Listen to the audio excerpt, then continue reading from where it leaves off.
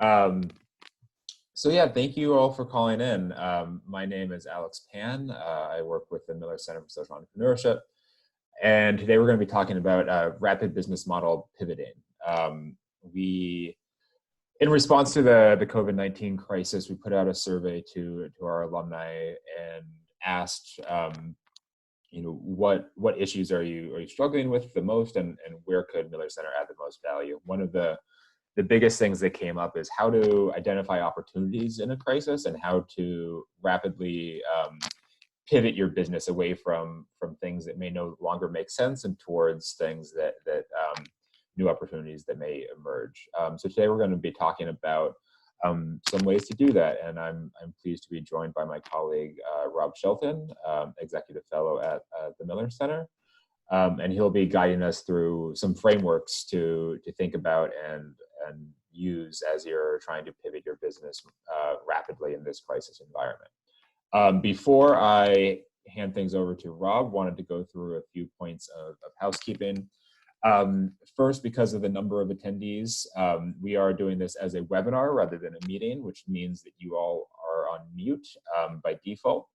If you need to ask questions as we're going, you feel free to type them into the Q&A function. Please note that there's both a Q&A and a chat. It's much easier if you type things into the Q&A rather than the chat, so please use that. We'll have time for kind of live Q&A at the end. So if you do have a question and would like to ask it out loud, feel free to raise your hand and I can unmute you and your video will turn on and you can ask the question kind of live to the audience. And we will, as I mentioned, be recording this, and we'll send out the recording along with the slide deck afterwards. So I believe that's all for housekeeping. And so without further ado, I'll kick it over to my colleague, Rob, to get us started. And Rob, I'll also stop sharing my screen so that you can share your deck. Thank you, Alex. Appreciate the handoff. Let me work the mechanics first, and then I'll start. Thank you. Appreciate everyone joining. As Alex mentioned, this is a very important piece of the puzzle. We're in a highly uncertain and chaotic time, so it's important that we move forward and look at options. The problem everyone faces is that in the crisis, your existing business model has been disrupted, and it may have even been obliterated, and your cash flow is drying up. This is something that's showing up everywhere in every corner as we look around, and there are two essential skills that are necessary for survival. One, you need to be defensive and cut your cash flow to the bone. And this is a topic that will be addressed in an upcoming webinar that I think Alex will post in case you haven't already signed up for it. But you've got to make tough decisions about what's essential to survive and reduce or cut the rest. And sooner is better than later. It factors into your survival. And if you have less than 12 months of funding, you need to find additional funding. But it's also important to look hard at your business model and identify opportunities for a pivot, a shift, innovating to find new ways to create revenue and deliver value. And also, you might have to shift to a significantly different model so you can survive the crisis. Today, we're focused on pivoting. The cash flow piece will come at another time. That's a rich topic and deserves its own webinar. 3 areas we'll cover quickly today, and I will walk through this in rapid pace so we can get to question and answers. What type of pivots should you consider? How do you pivot?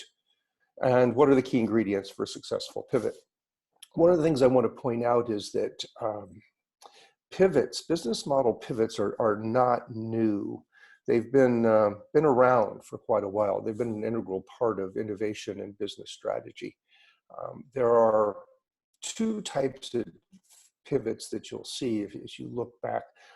One set are called defensive pivots, shifts. In essence, how do we fix things now that our original plan isn't working?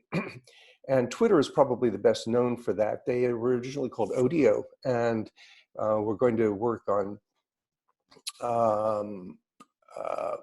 blog. I'm sorry, they were looking at, the original model was set up to take a look at a whole bunch of things that iTunes basically was going to suddenly do when it was launched. And they said, what do we do in order to survive? And they gave their staff 2 weeks to come up with ideas. And they did. And what they decided to do was to commercialize the microblog that they had developed as part of their podcast work, which was what Odeo was focused on.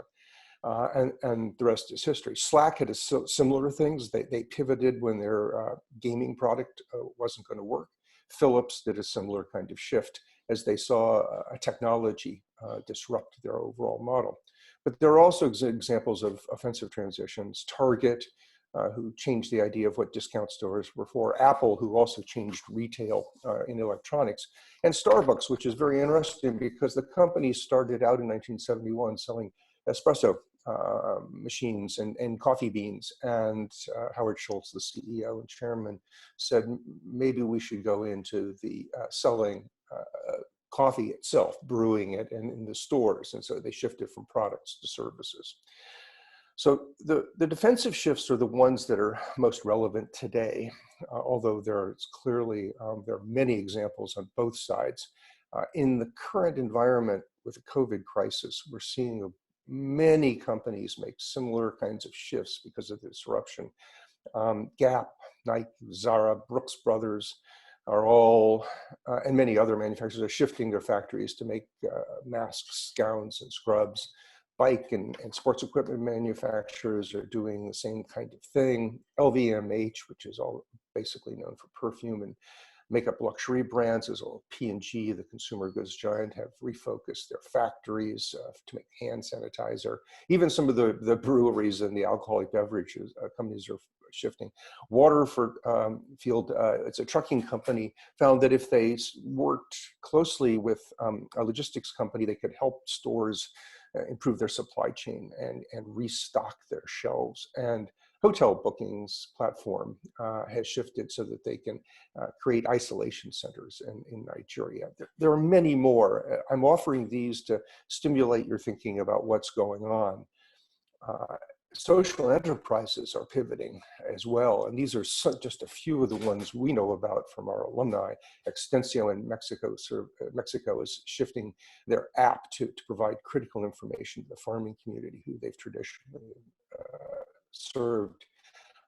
The folks that provided household maids is provided to sanitation services because that's what's required. The needs have changed in the face of the crisis. LE Funde, which made baby clothes, is now making masks, and interestingly has shifted their revenue model to a buy one, give one model so that they can earn revenue while they're making the masks. Every Table, the LA food chain, has started making home deliveries, which isn't that unusual, but they also started serving schools, senior centers, and homeless shelters so that they can provide healthy, affordable meals. This is a good example of finding new customers in the face of all this, because many people need help that you wouldn't have necessarily traditionally served. Lifebank in Nigeria is creating a register for ventilators and respirators for the hospitals, which is going to be a valuable piece of information, and they have the capability to do that. And one enterprise we work with who's still in the midst of putting their plans in place is pivoting the disease management expertise that they've been doing for many years to track COVID-19 in Africa. Now, the reason we're presenting these is not just to inform you that others are doing it, but it's to stimulate your mind about the kinds of business model pivots you should consider. And that leads us to a bit more of a model as opposed to just telling stories. The stories I just mentioned are very good, and they should help your creative juices start flowing. But experience says that there are three places that you ought to explore for pivots. Your value proposition, which is what you do, your service or product. Your value network, you could call it a supply chain, but it's also the way you monetize your services and products, as well as the partners that you work with directly and indirectly. And also the customer base. As you saw, some folks are shifting and serving folks that they heretofore haven't served. So let's walk through each one of these You don't need to try to write all of this down. The tape will, or the recording will show you this, but also the slides will be available. But each one of these has rich opportunities for you. You can shift to fulfilling unmet needs. The health, nutrition, safety, and in-home education areas are bursting right now in terms of the need, and it's not being met by the current providers. You can create solutions instead of just offering your product as it's been done, but you could combine with folks that are in your value arena to provide a much better solution to the problems that exist today. You can create new value with existing assets. You saw the online sanitation shift that Makwa Online did, shifting from nice to have products to must have. You can rethink your product service dichotomy. Many folks provide a service, but they could be providing products. Maybe, for instance, homeschool education products should be provided instead of the education services that were traditionally provided, as an example. And you can also focus on what customers love about what you do. Wrigley used to give away gum when he was selling the baking goods, and he realized that people actually liked the gum more than the goods. But another place to look is what Twitter and Slack did. They had something embedded in their process, in their value proposition, that turns out was more valuable in the current environment than the product they had originally envisioned. The other area, the second one, is value networks, which is how you deliver and monetize value. You need to look for new ways to deliver the value. Can you shift to an electronic version as an option, or maybe direct to customer? Could you significantly change your supply chain to make it much faster, better, or cheaper? Things should be considered that maybe you never would under normal circumstances, but could today, given the crisis. Can you connect with partners? This is much like your value proposition, but are there partnerships that would allow you to provide solutions or better serve the new needs of people? Can you repurpose your assets? Again, the same sort of thing. If you have manufacturing, if you have information services, how can you find ways to use those?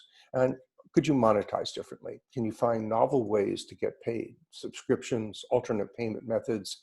And think about Ellie Funday, who created this buy one, donate one model for masks, a creative approach to make sure that they were doing something valuable and were able to generate some revenue in the short term. The third area is targeting customers, who receives the benefits. Clearly, you could find some new uses for your products and services. Can you provide healthcare providers what they need, maybe food services? Can you add new folks like schools and seniors that Everyday did? Can you reposition your offering with current clients?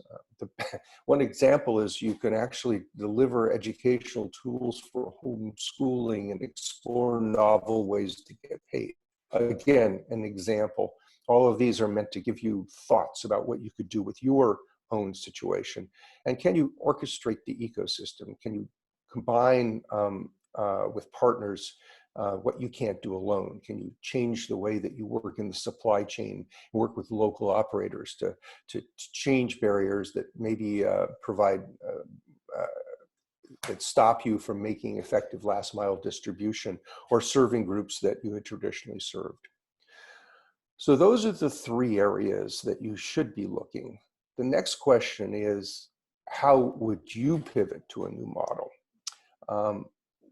We can't answer that specifically for all of the folks that are online, that are attending the webinar today. It's a personal kind of or decision. You need to work in your own business, looking specifically at your customers, your supply chain, your value network, and what you provide. But there are 3 steps that we can tell you that you should go through to explore the best way to do it. First, don't try to do this by yourself in a room. You need to work with others. Your employees are valuable idea generators, and they know every bit of your business.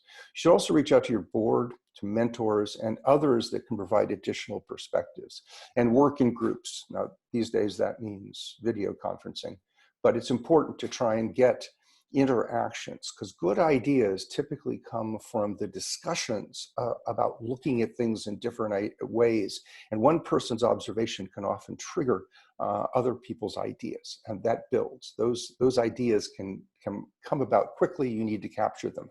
So the way to do that is to host and facilitate what we call a pivot party. Get your group together, lay out what your goals are. A SWOT analysis, strengths, weaknesses, opportunities, and threats, is a very good way to get things going, to get the juices flowing. Stop and take a look at what you're currently doing, and in particular, what the new threats and opportunities are that provide you a stimulus for change. And you can share some of the examples here and others that you can find about what other enterprises are doing to pivot and get the creative thinking going. And then dig into those three places: the value proposition, the value networks, and the targeted customers. And get creative. Don't just stick to small incremental ideas about how to pivot. Look for significant opportunities, because the crisis has changed the terrain in which you operate. It's a whole different world. And break loose from your traditional thinking about businesses, about your business in particular. Look at all three of the areas, not because there are opportunities in every single one of these for your business, for your enterprise, but going through them and figuring out which ones might be good is a good way to create a bundle, 5, 10, however many you want, of potential pivots that you could make. Don't just stop when you hit one that looks good. Keep going. Again, the interactions, the questions, the discussions are extremely valuable. The second step is to select the best pivot that you could work with. And remember that they're valuable as long as they can help you save the current business by shifting some key elements, or allow you to jump into, in essence, a new business that utilizes and leverages the people that you have, the partners you work with, or the assets that you have. Sanity test the 5, 10, 15, or however many pivots you develop. Some will be unrealistic. In a creative exercise, you shouldn't be trying to rule things out, just capture them. But as your next step, make sure that you prune those that may be just a step too far for you to be able to achieve. Develop some selection criteria that allow you to sort out and prioritize the most attractive options. You've got to develop the selection criteria. There's no absolute list that you should use, but it has to do with doability, the ability to bring about the change that you need. Again, small incremental improvements may not be enough to give you the revenue or the sticking power you need to make your pivot work. Dig into the trade-offs and risks of each pivot. Each one of you will have different risk tolerances, different resources that are available for a pivot. Some might look great, but without significant new funding or an influx of new personnel, you may not be able to achieve them. Understand what it means to go after each one of these, and also understand what it means to not try to achieve them. Sometimes opportunities need to be looked at from the standpoint of what do you lose if you don't go after that. Use your selection criteria to make a decision about what the priorities are and what your best options are. But don't forget your gut. You live and breathe your business. This is not just a rash argument. This is something that has got to have a passion connected with it, a passion connected to your business knowledge and experience, something that you can use to motivate your team to make the changes that are necessary. And now we come to the last step, which is once you've got something you think you should try, you need to test it. Prototype it with a bunch of fast, cheap tests. Learn. That may mean testing with customers. Do they really like it? You don't have to build the whole thing if you can test the concept with them, or create a drawing of what it would be, or describe the service that you're going to provide. Maybe you need to talk to the partners in the supply chain you'll be partnering with. Maybe the IT needs to shift over, but you can test these quickly. You don't have to build the whole thing. Get your prototype improved, learn as you go forward. This is basic kind of design thinking, but remember that speed is extremely important here. I'd like to say that, and this comes from years of experience, that ugly, bumpy, and fast execution is much better than smooth, beautiful, and slow. You don't want to take so long to get to learn. It's not so much that there's a mantra that fail fast. Failing is not the goal, it's the fast that's the key. You'd much rather find out something needs to be improved or won't work earlier rather than later. It saves you resources, the time is important. You may need to shift to the second item on your priority list, or you may just need to make some major changes. But go fast enough with an edge towards making things happen so you can learn. Something that I pulled from a description given by one of the folks actually doing this right now, I called the founder's mindset, and I edited it slightly, but this is it. We're in the early stages of adjusting operations and moving personnel around. This is after they've started testing and implementing their idea. We're still very much in the triage stage of things, trying to figure out how to do this and get everyone in place and where they need to be. In Silicon Valley, there's some folks that have a mantra for doing this kind of pivot. It goes, make decisions, honor the decisions you made yesterday, figure out how to do it better today, and find the funding to support the rollout phase. It's important that you try to expand the resources. If this is going to work, you might need to make sure that you have the funding to bring it to fruition. And don't put everything into one test and then hope it works. Conduct evaluations along the way. Recommended here like a 10 or 20 or even 30-day evaluation. Look for changes that need to happen. Remember the founder's mindset. Move things around, change them, get better every day. Your mantra is, whatever you did was good, find a way to do it better. And then set an investment cutoff point. If it's working, find a way to do it better. If it's not, then pull the plug. The idea is not to risk your business, it's to save your business. So I'm moving very quickly through these so that we can get to questions and answers, but I wanted to leave you with this thought. The key ingredients for successful pivot are a very active inquiry and creative mode. You need to ask those piercing questions and challenge conventional thinking. You've been focused on making your business work, which is exactly the job you should have been focused on. But the rules have changed now. Now you need to find pivots that can make a big difference. And you need to challenge your own thinking, and you need to get the group that you convene in the pivot party to challenge their own as well, and then work together. You work together to create. Now you need to work even more to recreate. And that means being bold. There's a leadership issue here. I'm not talking about rushing headlong forward. I'm talking about the boldness that comes from good leadership, because inaction could be fatal and slowness will only postpone the pain. It will not remove it. You need to find and deploy great pivots, see what works and double down or pull the plug depending on performance.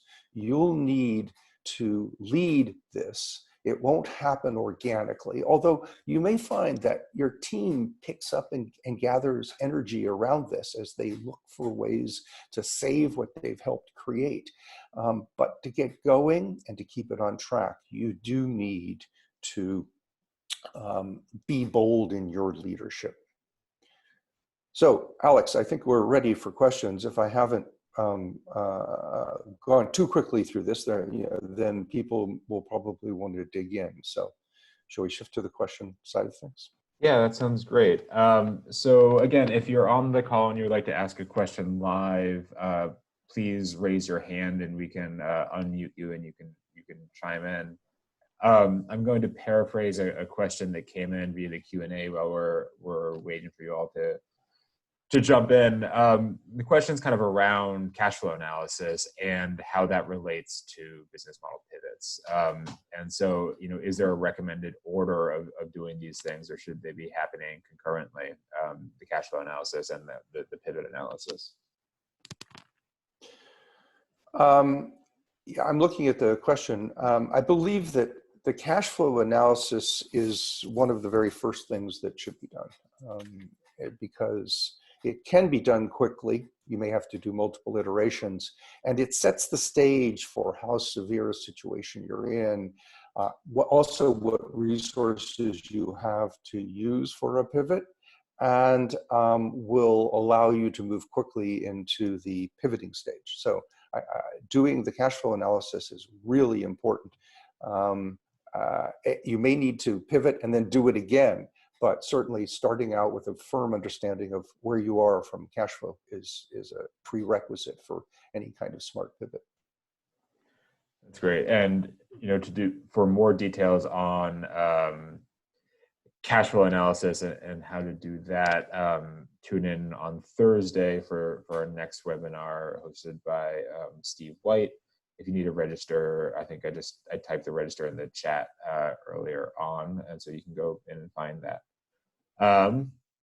Question coming in from Bill Skull. He knows that you've done a lot of work with last mile distributors. What thoughts do you have about how they might pivot for the next 6 months while their businesses are on lockdown? So Rob, if you want to take a stab at that, go ahead. If we have any last mile distributors on the call, feel free to raise your hand and I can unmute you and you can talk about how you're thinking about pivoting. So Rob, go ahead. Bill, I wish I had the magic answer or the silver bullet or whatever metaphor you want to use for this one. Each last mile distributor is in a slightly different position, but depending on what goods or products or services they are using. But what they have, each one of them, is an amazing group of smart people that know every inch of the what shall I say, the territory. And I mean, they're not only the physical territory, but also the cultural and the demographics in the areas that they serve. That knowledge is extremely valuable. And there are other things that might benefit from folks that have that, whether it's healthcare providers needing insights into what's going on, education services that used to provide schools in the areas, but now with lockdown or pending lockdown are unable to. There might be sanitation issues. So they've got to find different services and products than they used to have that they could utilize their expertise and their knowledge on. Of course, this all has to be done with the appropriate distancing and concern for health, but that's the starting place. They also will need to find new ways to monetize. If they've been using electronics, that's a very valuable tool. And again, partnering with others might be the key, because new products and services that can use their existing system could benefit significantly. So my guess is that the major area, Bill, is around partnering in order to find new products and services that can benefit. And it looks like Pamela raised her hand. I know she's been working with some last mile distributors, so I'm going to unmute her and allow her to talk. Pamela, you can go ahead and there we go. Thank you all. So yeah, actually, I just got off my weekly call with Tanya Layden at Livelihoods. And while they are still able to move around some products and such, they're also now selling masks and getting into some hand sanitizer products, right, as well as being information disseminators. So, so Livelihoods is there are good sources of information, accurate, valuable sources of information, and having the sales agents, as they're walking around, being able to, keeping their distance, but able to provide information to others to help them, keep them safe. Also this weekend, I spoke with Kelly Laval of El Soler, who is doing last mile distribution in Senegal. And one of the challenges that she has is that her network is all women. And now that women, all the kids are home, school is out, and now these women are at home having to homeschool their children.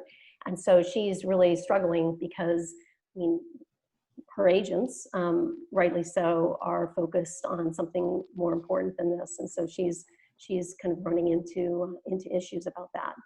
But those are two examples that I know. Those are great examples, Pamela. Thank you very much. And I mentioned sort of an abstract, find new products that your existing group of people can bring, or new services. These are tangible examples. So I think that this is something that all the groups will work with, which is what do we shift to? What are the unmet needs given the new situation? And last mile distribution would seem to be almost unable to respond because the people there had products or services that now aren't needed, and the idea that people would be going out sounds wrong, but it's counterintuitive. Those people are some of the most valuable resources around if you can just find ways to repurpose them. Thanks, Rob. And so I'm going to read one more question that came in via the chat, but in the meantime, want to encourage and thank you all the mentors for participating and asking great questions. Want to encourage some of the SEs and social entrepreneurs to get involved here. So if you're a social entrepreneur and you want to share your situation, kind of some options that you're thinking about, please raise your hand and we'll get to you. So a question came in from Jim Robbins. Given the speed of change today, should you try to pivot to today's circumstances or attempt to pivot to anticipated changes in a 3 to 4 month time frame? If you've got the luxury of cash flow to be able to wait for 3 to 4 months with your current business model or in a suspended form, waiting might be good, but there aren't many that have that luxury. And there's something to be said for moving quickly, because others may fill in spaces that you could have worked very effectively in with the new products, with repurposing your assets, with leveraging your IT capabilities or ability to bring information. And if you wait, you may find that those that are able to do it less effectively than you move into that space. And then you've been, basically that option has been reduced or removed. So I would think that a pivot party, just to use that catchy phrase, they're looking for the options now would give you an idea of what opportunities are available and how attractive they are. If they are truly attractive, working to try them out, to prototype them and to learn about how you can do them and what their effectiveness might be, seems to me a good thing to do.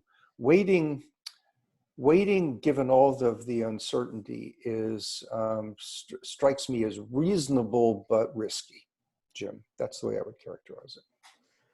Thanks, Rob. It looks like Bill Skull has his hand raised. So Bill, I'm going to unmute you and let you ask your question. Go ahead, Bill. I think you might need to unmute yourself one more click. I'm now, hopefully, am I unmuted now? You are, yeah, go ahead.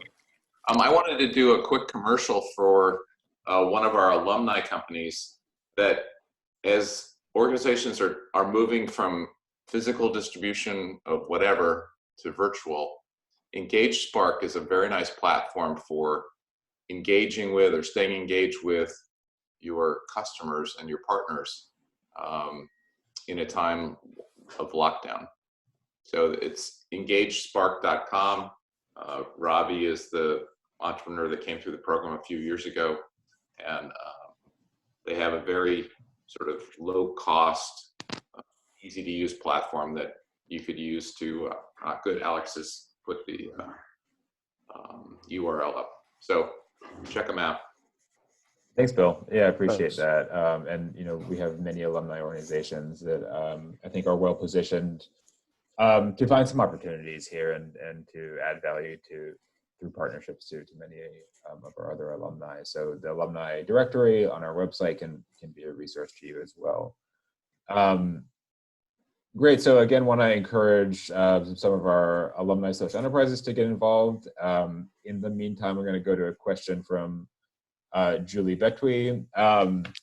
What do you consider the most essential KPIs for both the core business and evaluating the new opportunities once it gets traction? Also, what global trends are you watching that might be relevant to entrepreneurial business models?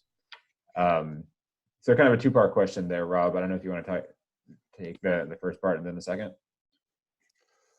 Sure. I'm taking a deep breath here. KPIs are, at a general level, the KPIs that you would look at are the same ones that you always did, which is, what are your financial strengths? What kind of impact are you creating? Or said differently, what value are you creating? Um, and when you look at pivoting your business model, so you'll look at your current one and you're going to do a cash flow analysis, and you should take a look at your standard KPIs. But all of the folks I've seen in the social enterprise space are seeing their traditional KPIs, which are cooking along like this, start to tail, to go down.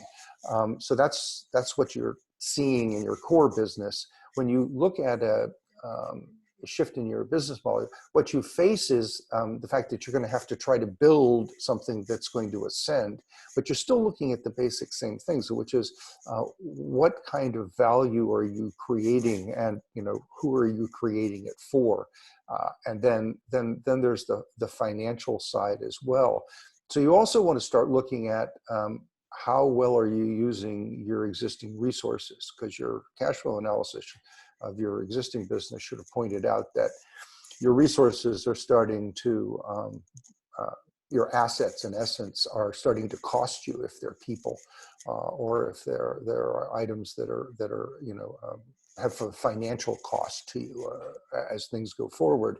What you're trying to do is transition those to things that are cost neutral, or actually have a positive cash financial impact.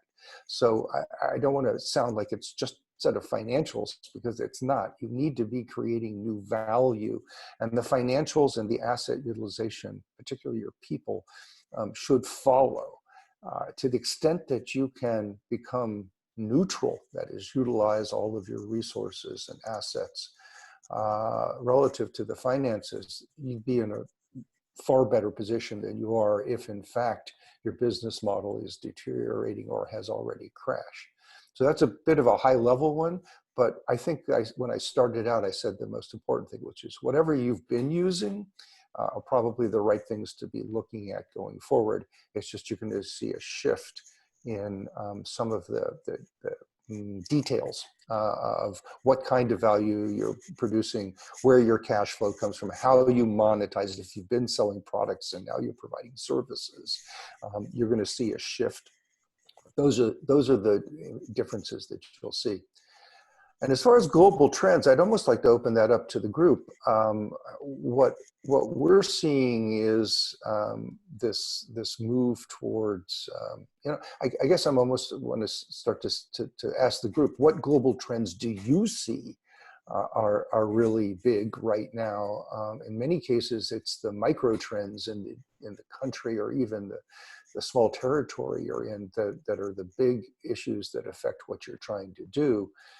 The global trends are fear and confusion and uncertainty and a lack of hope. I mean, in many respects, what you're trying to do is reduce or actually reverse those by providing some sense of security, some sense of forward progress, and certainly a sense of hope. But maybe others can weigh in as well and do a better job than I was able to do on that. Thanks, Rob. And I want to encourage everyone to chime in on their thoughts. I'll put a quick plug in that on the micro trends level, I think a lot of this is happening on a country-to-country basis.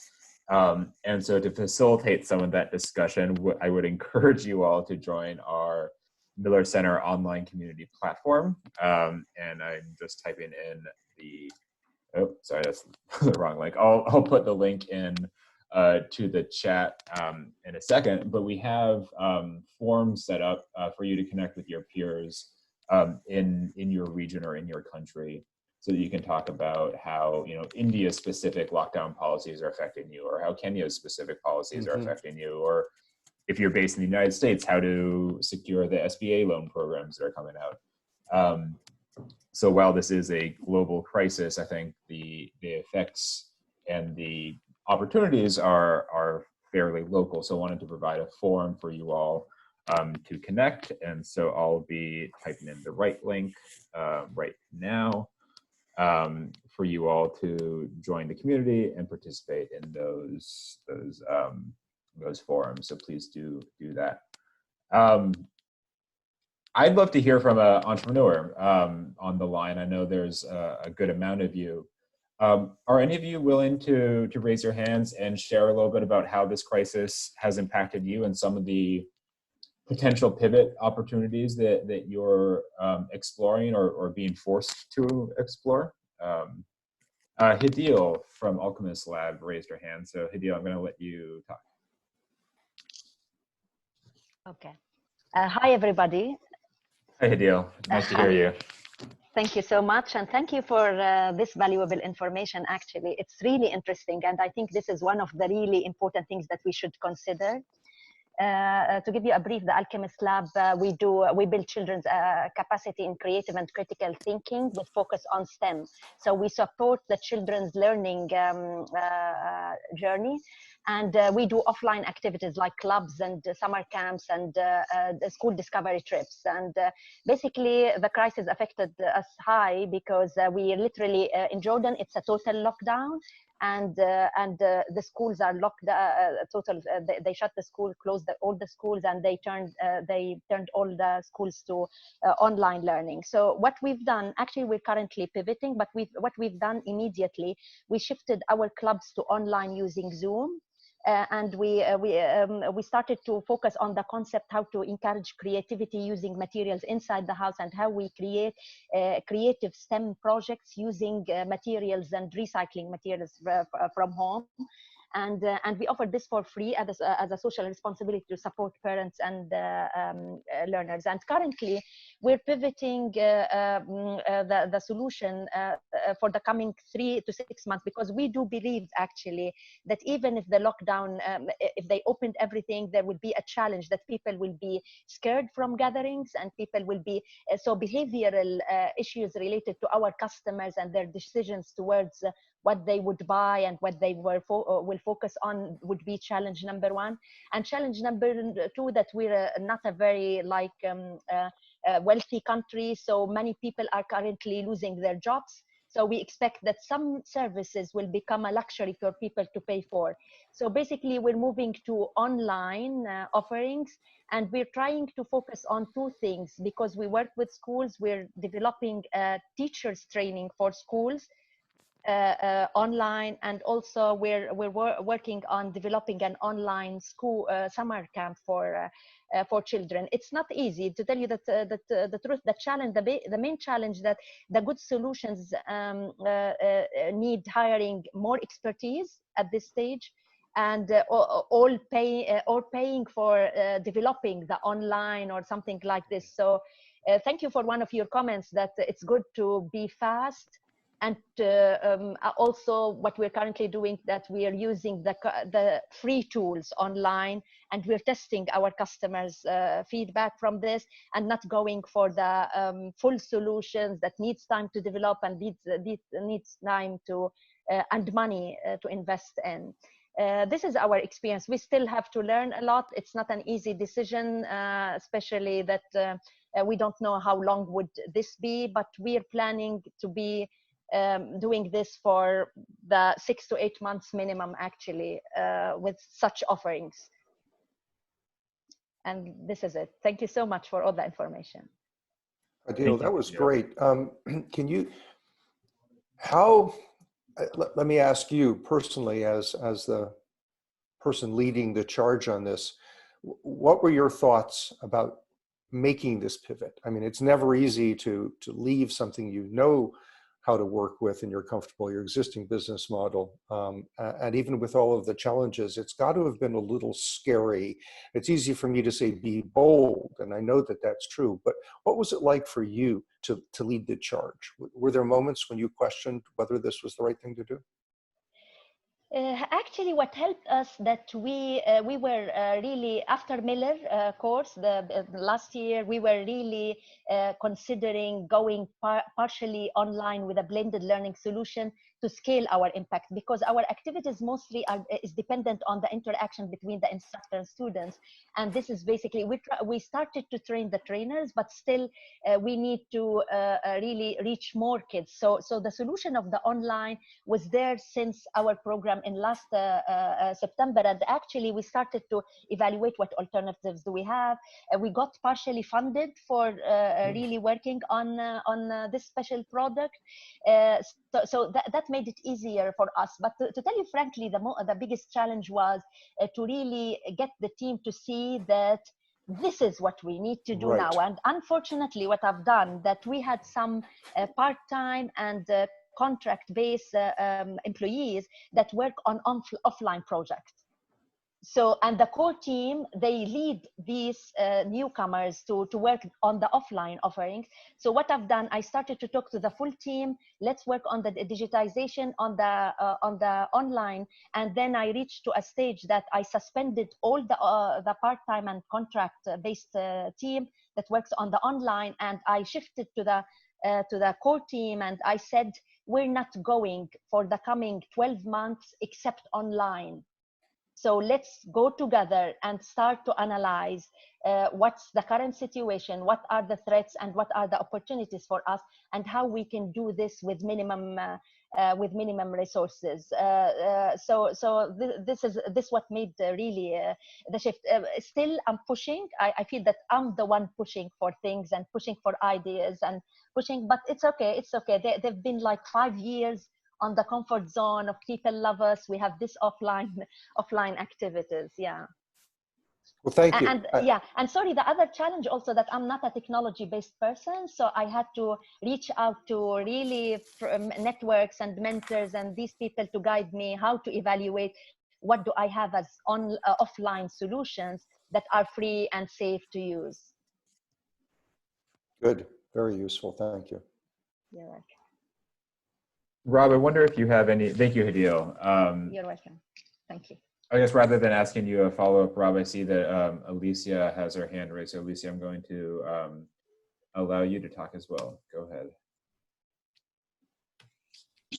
Hey, good morning. Yeah, I was just going to share a couple of things that we did. I don't think they're super novel, but provided some really helpful insights for us. So a few weeks ago, we sent out an email. I work with All Across Africa that does handmade goods selling to retailers globally and also in the US. We have, maybe 1,200 small boutique retailers that buy from us regularly. And right now no one's buying because all their shops are closed. And so we wrote them. We didn't even really know what to do, but we're like, hey, we're here for you. Like, we're sitting in this together. Like, how can we be better partners? And it was a really open-ended question. And we were like, is there going to be anything new that's going to come out of it? We're not sure, but let's just ask. Maybe there's something in the future when business resumes that they'll have insight for. And actually what we heard was we got a lot of responses back, and there was like 3 or 4 common themes that were very, very helpful for us to understand. And so in the retail model, we typically sell and they stock it in their store. And they're saying, is there a way for you to do drop ship and like plug this into our online site? Like, we're building online platforms to sell goods now. How can you get us the goods online? Like, how can you extend credit and terms? So we're looking into tools online that can help do financing for our retailers. And then typically it's a pre-order method where they place an order and then we bring it into stock. And so they're also saying, like, how can we do a tighter turnaround on the inventory? Like, how can you guys stock more without us having to like wait so long? Because right now we just need, like, what we sell, we want to like stock quickly. So obviously, like, we have to mitigate, our risks on our side with inventory and financing tools and things like that. But it was a really helpful way to kind of hear what the market's looking for, what our customers are looking for in this time, as well as like we're, internally thinking about smaller gift price points and things, and how we pivot in this, type of economy that we're currently in and then going into. So yeah, those were just some thoughts to share. Those are great. Especially, I like that you're having to look at your value network, what you deliver, how fast you deliver it, the monetization issues, the shortening times, improving responsiveness, which is shifting all kinds of risks and responsibilities around, admittedly. But also the fact that you asked your customers what they need now, and that gave you a sense of confidence to move forward. So how's that going? You've been at it now for a couple of weeks. Any lessons about the ugly, bumpy, and fast approach versus a more, what shall I say, sophisticated and slow approach? No, I mean, right now we've been vetting the like financing partners. So there's a lot of different partners that will extend terms. And so we've been vetting and coming up with like our cost structure. So this week we'll finally implement that. Same with drop shipping. There's tons and tons of different portals and tools, but we're trying to find, the most streamlined and, successful both on our end and applicable to, potentially 1,200 different retailers. So it's just been a lot of like research partner calls at this stage, no actual implementation and testing yet. That will happen this week. Okay. Yeah. And then as far as like the inventory goes, we actually have to raise money for that, right? So we've been talking to investors. Like that's not just something overnight we can say like, oh, okay, we went from a pre-order method to now stocking containers for you guys. So we've been talking with, the family foundations and investors that we've worked with to see if they will help with that. And we've kind of dubbed it two ways. Part of it's like a back to work program for the artisans. So as soon as countries are no longer in lockdown, they would have orders that we could place and be stocking things to bring in for our retailers that would be buying things in the future. So for us, it has kind of a twofold benefit. So the impact investors are also very interested in that as well, both in the changing market side and then in the like getting artisans work as soon as lockdowns open. So cool. And did your team jump to this idea, or did you need to pull and push a little bit? No, I mean, the team, we were all just talking about what we can be doing. And so we just thought, let's ask our customers, that was the first place. I mean, the team is also brainstorming. We've been doing, talking about different retailers and partners and what those products look like and, price points and bundling and marketing and all those good things. And so there's lots of other kind of, within the retail space pivots that are happening. But this one was one that the team executed on very quickly, just asking, and then now coming up with the plans and proposals for how to move forward. So yeah, it's good. Great story. Thanks, Alicia. Thanks, Sally. I'm wondering if you can build off of that and some of the points that Hadil brought up around when your team is not quite as quick to adopt the new vision or the new pivot. I could see you've been working on a certain plan of record for 5 years and you feel like it's going well. And so how can you communicate the urgency of moving to a new strategic direction without panicking or killing morale of the team? What are some tips you might be able to offer there? Yeah, this is, change management inside of an organization is always difficult and there's lots of concerns and things, but when it's concentrated into a crisis situation, when you're responding in a crisis mode, there are a few things that you can do. And I believe, and Hadil may want to come back on and either re-emphasize some of these things or even, add or change some of the things I'm going to say. But I think what she described was that you need to find a vision of what looks attractive and meaningful. Attractive as in we can do it and it will provide value, and meaningful in the sense that the value is going to make a difference to not only the people that we deliver it to, but to our own organization. It will provide us the ability to ride through this storm and save what we've worked so hard to create. And Ali, just a second ago, mentioned, that they had information from their customers that helped them galvanize around that idea and what to do, and have been working now to make it happen. Hadil mentioned that they had already had a little bit of a stimulus from GSBI program. But you need something that catches people's imagination, and from the standpoint of they can't stay where they are, they're uncertain where they should go. Hold out something and make it attractive, either because your customers say it's right or you find some way to make the vision seem attractive. Because people have got to move towards something. It's not enough just to move away from the current model. They need to be moving towards it. And then the next piece is decisiveness.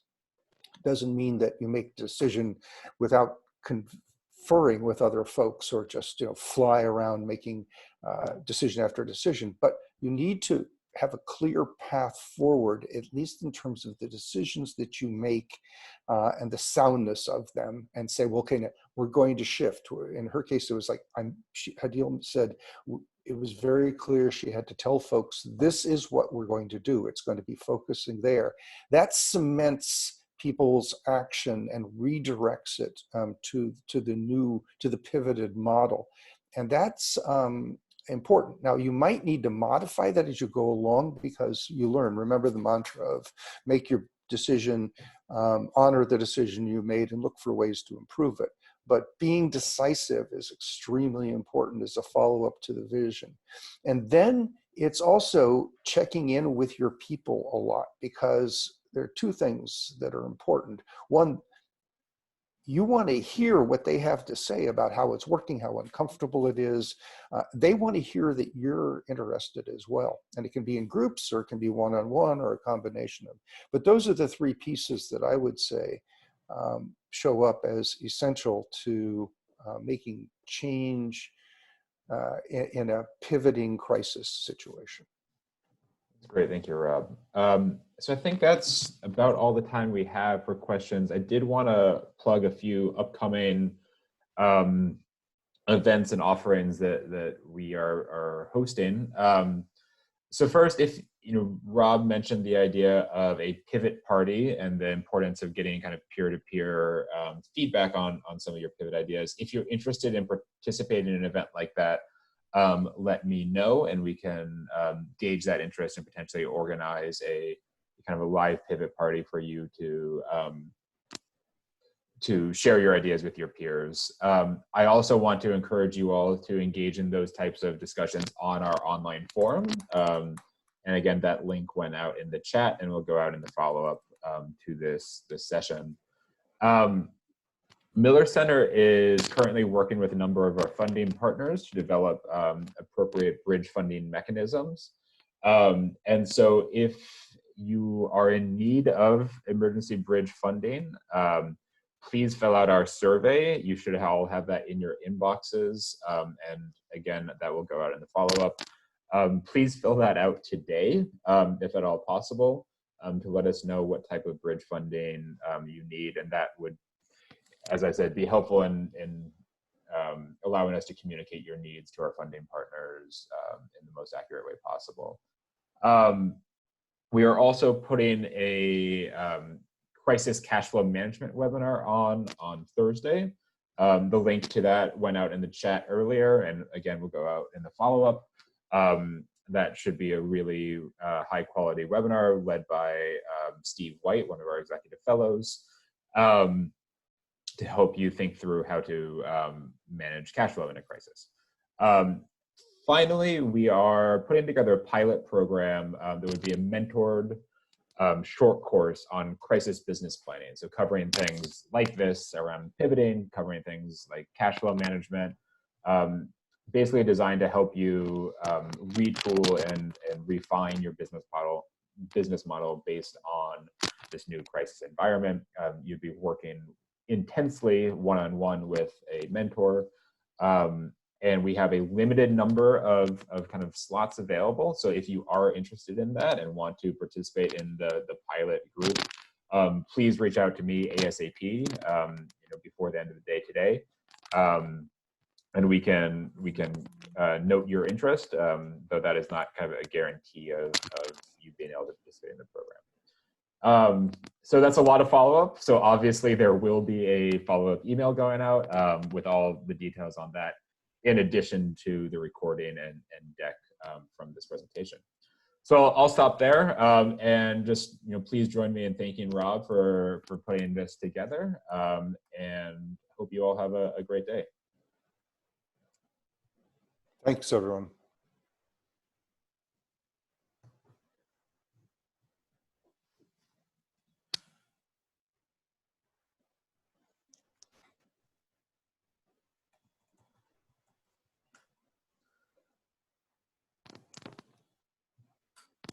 Thank you, everyone. Appreciate you calling in.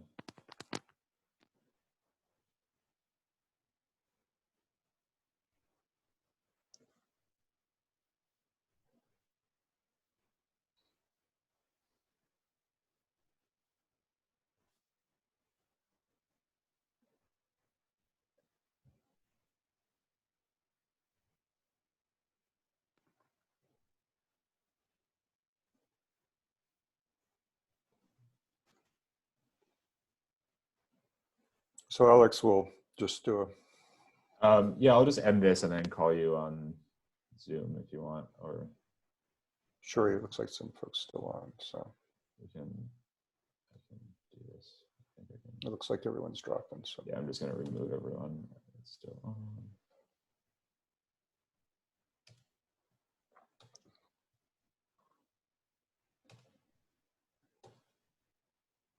Okay. And then I'm going to make sure we stop the recording.